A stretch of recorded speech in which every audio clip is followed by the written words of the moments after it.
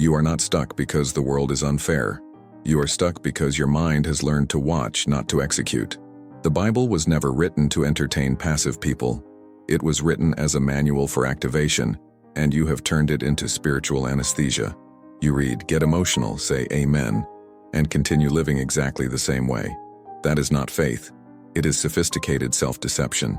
It's like someone who finds a war map, reads the strategies, memorizes the symbols, but refuses to leave the trench. Then when they lose the battle, they say, "Maybe it wasn't God's will." Comfortable lie, elegant cowardice, mental laziness disguised as spirituality. The truth is harsh. The text always worked. Who didn't work was you. From early on, you were trained to believe that listening is enough, that knowing is the same as doing, that agreeing is the same as obeying. But Scripture never promised power to listeners. It promises power to practitioners. When Jesus said, "Whoever hears these words and does them," he was separating two types of people, those who survive and those who collapse when the storm comes. You want prosperity, clarity, authority, but you continue operating with a mind trained to repeat phrases, not to activate principles. That turns you into an echo. Echoes do not create the future. Echoes merely repeat the past of someone stronger. The passive mind loves religion because religion does not demand real transformation. It demands rituals, correct language, and the appearance of piety, but never internal confrontation. That's why so many people pray, fast, sing, and remain broke, confused, and dependent. Because the problem was never a lack of prayer. It was an excess of mental excuses. The Bible is not a true book. It is the truth, and truth does not adapt to your comfort. It does not ask permission to wound your ego. It enters like a sword, and every time you read it without obeying, something inside you hardens. Not because the text lacks power, but because your mind resists too much. Today, this video will not entertain you. It will expose you, because as long as you continue treating the word as inspiration, not as command, you will continue living below what you are called to govern. Now pay attention, because this is uncomfortable. You are not stuck because of the economy, not because of the government, not because of your family, not because of your childhood, not because of the church, not because of the devil. These are just mental crutches that ease your conscience but keep you trapped. The real enemy was never outside. It has always operated inside your mind. You were conditioned to believe you are reacting to circumstances, when in reality, you are obeying internal patterns you never questioned. You call this reality, but it's just programming. It's not the world's fault for being harsh. The world has always been harsh. The difference is that some have learned to think with governance, while others have only learned to adapt. From early on, you were trained to avoid full responsibility. There is always a convenient external factor. If I had more time, if I had more money, if people supported me, if God wanted. This is not humility. This is outsourcing responsibility. And as long as you continue handing over control of your life to external factors, you will continue living as someone who reacts, not as someone who decides. God never asked you to understand everything before acting. He asked you to trust and obey. But obedience demands one thing many avoid: admitting that if nothing changed, it is because you did not apply it. This hurts the ego, because it is more comfortable to believe you are a victim of the system than to admit you are trapped in a repetitive mindset. The truth is simple and cruel at the same time. You can have true faith and still be stuck if your mind remains divided. You pray for guidance, but when it comes, you negotiate. You ask for open doors, but ignore the instructions. You ask for prosperity, but keep scarcity habits. And then you wonder why nothing changes. It's not that God didn't answer. It's that you didn't obey fully. As long as you blame the environment, you evade governance. As long as you blame people, you surrender your authority. As long as you blame time, you paralyze your action. The Bible never promised justice without positioning. It promises harvest according to the seed, and the seed is a daily decision. The moment you understand that the block is not outside, something changes, because now there is nowhere left to run. No more elegant excuses, no more external villain, only you, and the way you decide to think, act, and persevere. And that is liberating, because what depended on your mind was always within your reach. You think the enemy is visible, that he appears as a thief, as a crisis, as unemployment. But he is more cruel and silent than any external threat. He lives inside your own mind. This is the enemy who whispers fear when you should act. He creates distractions when you should focus your energy. He plants doubts when you should cultivate faith. Napoleon Hill called this the control of attention. He said, "The man who controls his mind controls his life. The man who allows negative thoughts to dominate his focus delivers his destiny." And that is exactly what happens to you. You know what you need to do, you have heard the principles, you have studied the word, but you still do not act. Why? Because your mind is divided. A divided mind is having desire but fearing action, wanting prosperity but fearing judgment, believing in God but trusting human formulas, desiring abundance but clinging to scarcity. And what does Hill teach? Fear is the greatest saboteur. Fear of failure, fear of criticism, fear of ridicule, fear of losing security. Fear paralyzes, deceives, and destroys even the best plans. And as long as you let fear govern, you become an accomplice of the invisible enemy. Now look at the Bible. Proverbs 4:23 says, "Above all else, guard your heart, for it is the wellspring of life." Heart here is not just emotion, it is mind, focus, attention, will. The invisible enemy attacks these very sources. He contaminates your mind with doubt, distraction, and false desires. Think about it. How many prayers have you made asking for victory? How many times have you cried out for provision? How many decisions have you made impulsively, without strategy? And how many times did the results not come? Not because God failed, but because your mind sabotaged your own actions? Hill calls this the double-minded man. James 1:8 repeats, "A double-minded man is unstable in all his ways." That is you, divided between faith and doubt, between the desire to act and the fear of failure, between desiring wealth and settling for little. The invisible enemy feeds on this division. He strengthens each time you expect circumstances to do for you what your mind should direct. The Bible is the manual of mental warfare, not because it is devotional or poetic, but because every principle is a weapon against the invisible saboteur.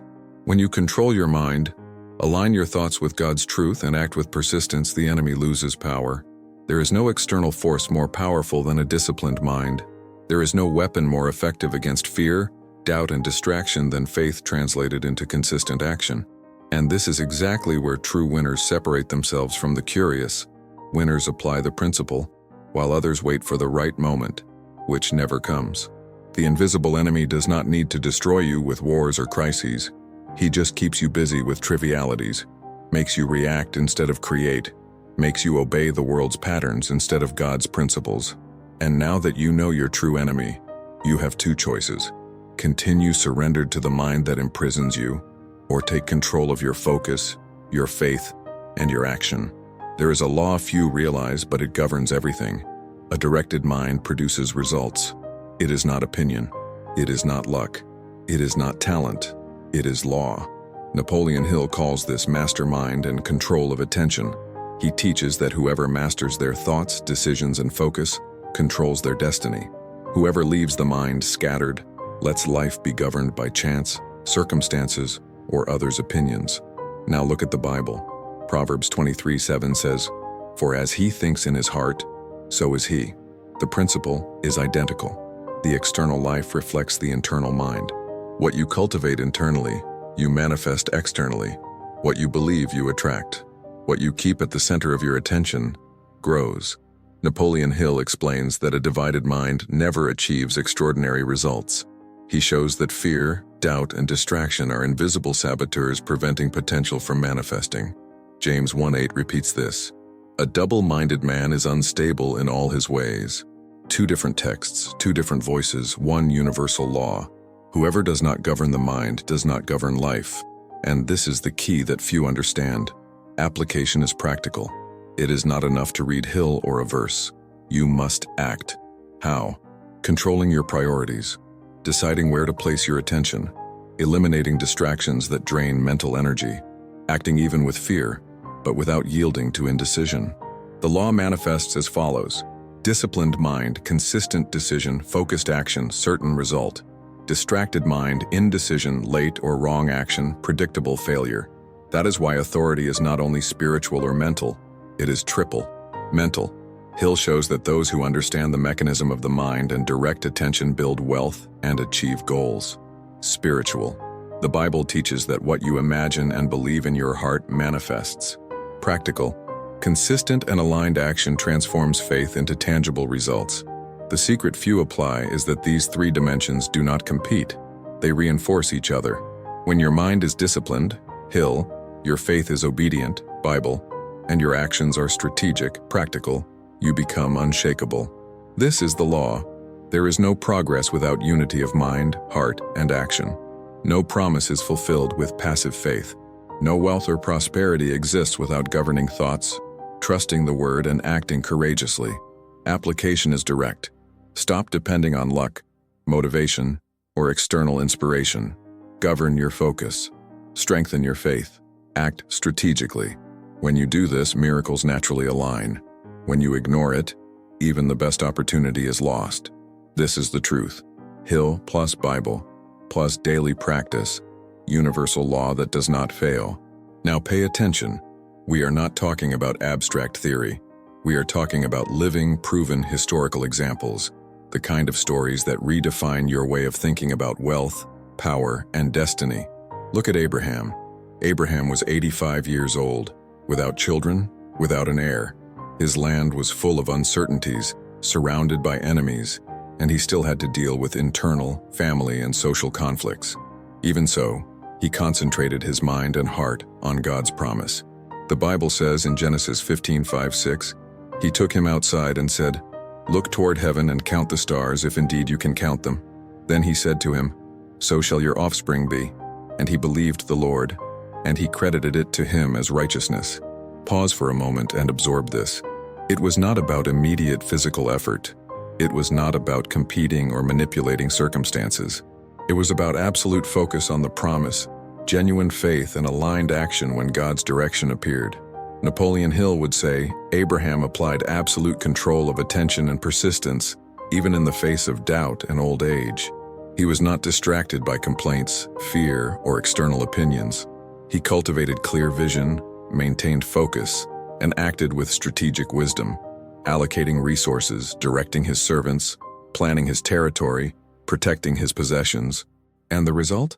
Not only did he obtain wealth, but he established a legacy that would extend for generations. He bought and protected property, forged strategic alliances, and above all, fulfilled God's promise.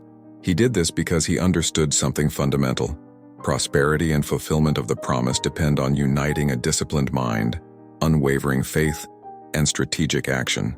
Think with me. How many people today complain about lack of opportunities, financial scarcity, or a difficult life, but do not control their thoughts? How many wait for miracles, but do not apply focus, study, or action? Abraham proves that the universe conspires in favor of those who govern their mind and follow clear spiritual principles. The lesson is direct. Disciplined mind, absolute focus on principles and promise, unwavering faith, trust in the word and greater purpose. Strategic action, correct use of resources, opportunities, and skills to execute the plan. Abraham did not negotiate, scatter, or become discouraged. He did what the universal biblical and mental law requires. Trust plus focus plus action. Are you ready to apply this same law in your life? If Abraham could create abundance, inheritance, and legacy even when everything seemed impossible, what stops you from doing the same? In the next section, we will connect this directly with modern strategies of wealth and time, showing that these laws are timeless. They worked in the Bible and they work today. Now let's bring Abraham's promise into your modern world, because the Bible is not just history, it is a manual for mental and financial warfare. You are not here to hear empty motivation. You are here to learn to govern your time, resources, and mind, and finally produce real results. The first law we need to understand is simple but devastating. Time is more valuable than money. If you waste time, nothing else matters. Money can be recovered. Lost opportunities cannot. Napoleon Hill calls this the network of attention control. Where you place your attention determines where your wealth will be generated. If you spend energy on distractions, gossip, passive habits, you are yielding your power to the invisible enemy. The Bible already said in Ephesians 5:16, making the best use of the time, because the days are evil, redeeming the time, buying back every minute you gave to laziness, distraction, and fear. This means working with wisdom, strategy, and intention. You do not need to work more. You need to work right. Now think. Abraham generated wealth, legacy, and inheritance. How did he do it? He organized his resources, protected his assets, applied absolute focus, and acted strategically. Today, the lesson is the same. If you want prosperity, it is not enough to sell your time for a salary. You need to create businesses and assets that generate wealth without tying up your time. Here is the crucial difference. Service business. You sell your hour, your effort, your income is limited. Product, asset business. You create something that generates revenue independently of your time. Your potential is exponential. This is what Abraham did spiritually. He multiplied his resources and strategic actions. He did not work for man. He made the system work for him, following God's principles. And you can do the same today. Define assets that grow even when you are not present. Delegate tasks that consume your time and energy. To focus on what only you can do. Use the Bible as a guide, not wall decoration. Spiritual principles, plus strategic action, real results. Think, how many people spend their whole life selling hours, complaining about lack of money, lack of opportunity, and blaming the world? Abraham did not wait for anyone to give him an opportunity. He created his own battlefield and conquered the territory. Napoleon Hill would call this the principle of burning desire, plus organized action. The Bible would call this active faith and obedience to God's word. The point is brutal. If you do not learn to buy your time, create assets, and act with focus, you are living as a slave to the system, even inside the church, even with faith, even with prayer. The invisible enemy is not outside, he is inside your mind, feeding fear, distraction, and doubt. Today you have two choices. Continue selling your time for little money and remain trapped in scarcity. Apply the principles of Abraham, the principles of Hill, and govern time, plus mind, plus strategic action to create real wealth and freedom. In the next section, we will break the religious and mental myths that keep you captive, showing exactly what the Bible really says about money, business, and prosperity. Now it is time to stop listening and start acting within your own mind. It is not enough to agree with the word. It is not enough to get emotional. Transformation requires decision and mental action. Close your eyes for a moment and imagine your life as a battlefield. Each thought is a troop. Each belief is a fortress. Each distraction, fear, and doubt is an enemy trying to invade your territory. Now declare, I govern my mind. My attention is my weapon. Feel these words. Do not say them only with your mouth. Say them with all your intention, with all your focus.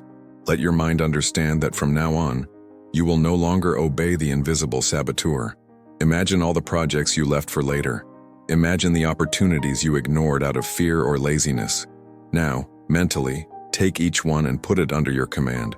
Visualize yourself directing every action, every decision, every minute of your time toward what truly matters.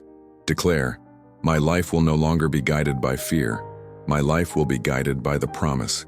Feel the weight of this declaration. This is not empty talk, it is war, and you are positioning yourself as the supreme commander of your own mind.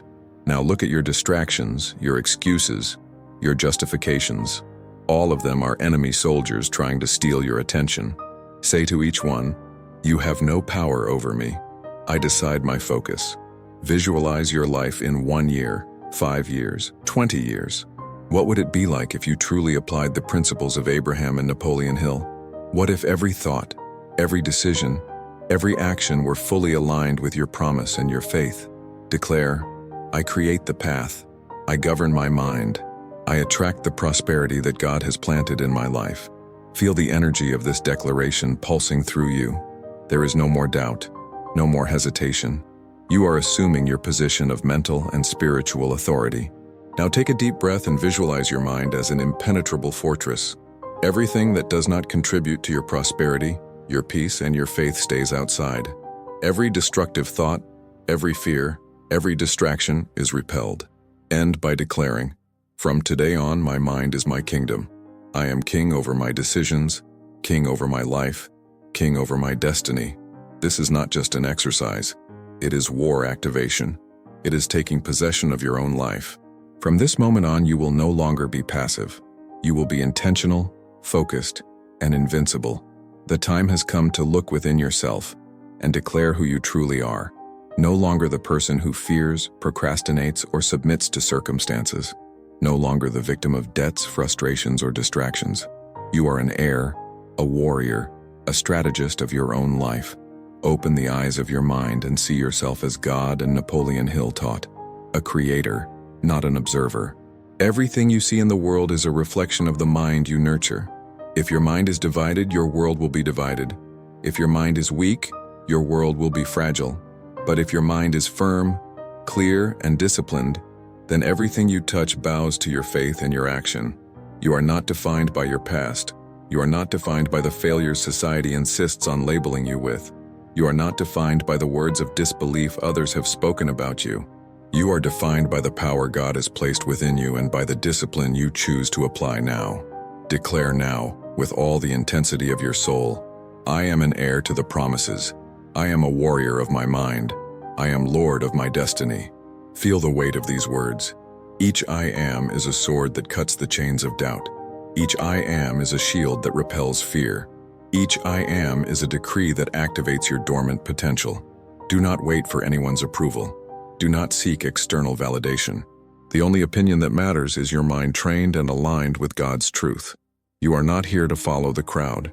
You are here to establish your territory, as Abraham did, conquering and protecting what God has already reserved for you.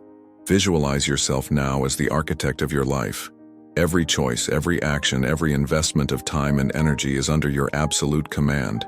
You will no longer be manipulated by distractions, fear, or laziness.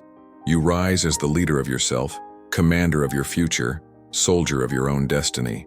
Repeat mentally, engraving it into your mind and heart. I take possession of what God has given me. I apply the knowledge. I master my time. I execute my mission. This is the identity that no one can take from you. No law, no circumstance, no opinion has power against it. It is a divine and mental mandate that only grows as you choose to live by it.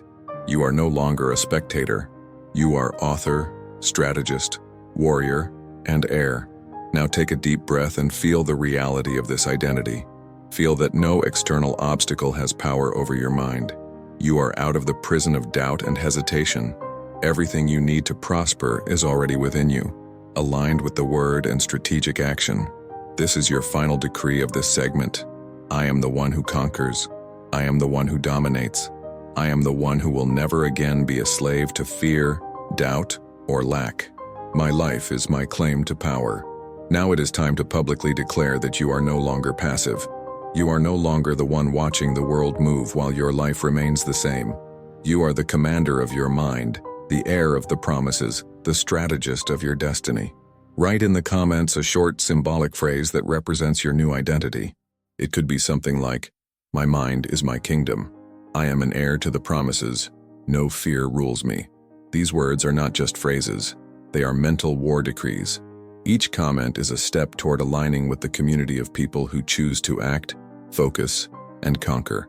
Subscribe now and join the conscious army, the remnant that governs their mind, the mental elite that transforms faith into results. Do not wait. Do not delay. The power of transformation is in your action now. Click, comment, declare, and assume your place as the absolute ruler of your life and your destiny. This is the moment to step out of the crowd of observers and become author, warrior, and heir. Your mental kingdom begins here.